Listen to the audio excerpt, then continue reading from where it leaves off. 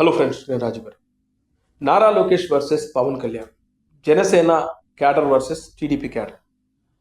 Deputy CM issue. Pawan Kalyan గారితో సమానంగా నారా లోకేష్ గారికి డిప్యూటీ సీఎం పదవి ఇవ్వాలనే కోరికను బలంగా వినిపిస్తున్నారు టీడీపీకి సంబంధించిన నాయకులు. పిఠాపురం సంబంధించినటువంటి తెలుగుదేశం పార్టీ నాయకుడు వర్మ, అలాగే వీళ్ళ అధికార ప్రతినిధులు శ్రీనివాస్ రెడ్డి, అలాగే రఘురామకృష్ణంరాజు, ఇలా వీళ్ళకి సంబంధించినటువంటి మీడియా సంస్థలు, మహాసేన రాజేష్, ఇలా చాలామంది దీన్ని పనిగట్టుకొని ప్రచారం చేస్తూ ఉన్నారు. చిన్నబాబుకి డిప్యూటీ సీఎం పదవి ఇవ్వాల్సిందే అని పట్టుబడతా ఉన్నారు. ఈ ఇష్యూ కాస్త సెంట్రల్ దాకా వెళ్ళింది, బీజేపీ పెద్దల దాకా వెళ్ళింది. దానిపై వాళ్ళు చాలా సీరియస్గా ఉన్నట్లుగా ఒక సమాచారం అయితే బయటకు వచ్చింది. ఆ పెద్దలు మాట్లాడుతుంది ఏంటంటే, ప్రభుత్వం వచ్చి 6 నెలలే అయింది. 6 నెలలలోపే మీకు ఎందుకు ఈ ఇష్యూను మీరు రైజ్ చేస్తూ ఉన్నారు? ఇప్పటికిప్పుడు నారా లోకేష్కు డిప్యూటీ సీఎం పదవి ఇచ్చి మీరు ఒరగబెట్టేది ఏంటి? మీకు రాష్ట్రం బాగుండాలి అనుకుంటే ఎలాంటి ఇష్యూ లేకుండా ఆంధ్రప్రదేశ్లో మీరు ప్రభుత్వాన్ని సక్రమంగా చేసుకుంటూ వెళ్ళండి.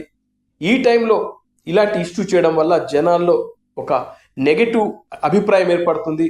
వీళ్ళు పదవుల కోసం కొట్లాడుకుంటున్నారనే సంకేతం జనాల్లోకి వెళ్తుంది.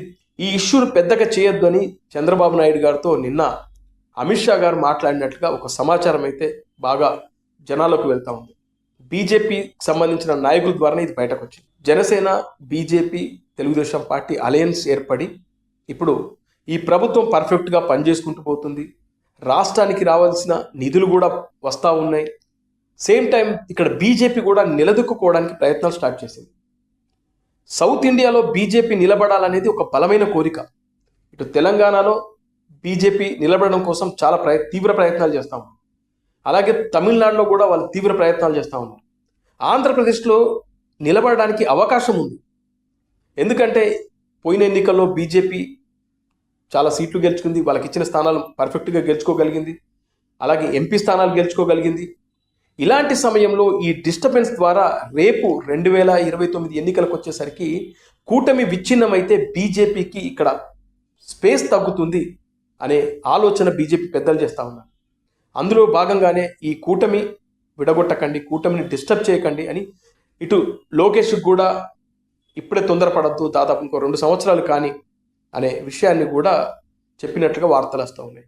ఇక జనసేన పార్టీకి సంబంధించినటువంటి కార్యకర్తలు, నాయకులు మాట్లాడేది ఏంటంటే, పవన్ కళ్యాణ్ గారితో సమానంగా నారా లోకేష్ కనుక డిప్యూటీ సీఎం పదవి ఇస్తే పవన్ కళ్యాణ్ గారు ఆ పదవి నుంచి తీసేసి మీరు సీఎంగా పవన్ కళ్యాణ్ గారిని చేయండి, డిప్యూటీ సీఎంగా నారా లోకేష్ని చేయండి, అలాగే చంద్రబాబు నాయుడు గారిని కేంద్ర మంత్రిగా తీసుకోండి అనే విధంగా బీజేపీ పెద్దలకు జనసేన పార్టీకి సంబంధించినటువంటి నాయకులు మెయిల్లు పెడుతున్నారంట, మెసేజ్లు చేస్తూ ఉన్నారంట.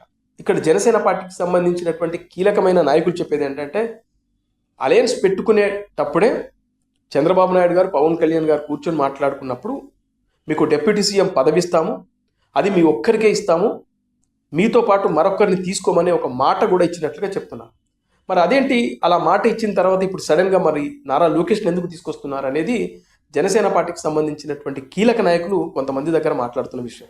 అంటే వీళ్ళు అలయన్స్ ఏర్పడేటప్పుడు ఒక మాట చెప్పి ఇప్పుడు అంతా సవ్యంగా సాగుతున్న సమయంలో మరో మాట చెప్పడం ఎంతవరకు కరెక్ట్ అనేది ఇక్కడ జనసేన పార్టీకి సంబంధించిన నాయకులు మాట్లాడుతున్న మాట. ఇదే విషయాన్ని కూడా అమిత్ షా గారు చంద్రబాబు నాయుడు గారితో చెప్పారంట.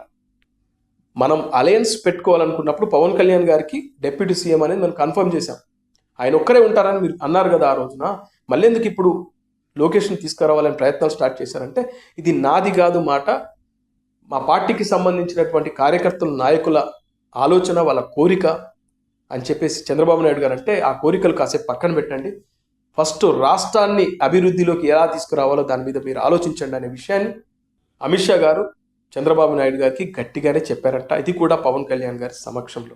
కేంద్ర పెద్దలు కూడా నారా లోకేష్ను డిప్యూటీ సీఎం చేయాలనే దానిపైన కాస్త సీరియస్గానే ఉన్నారు.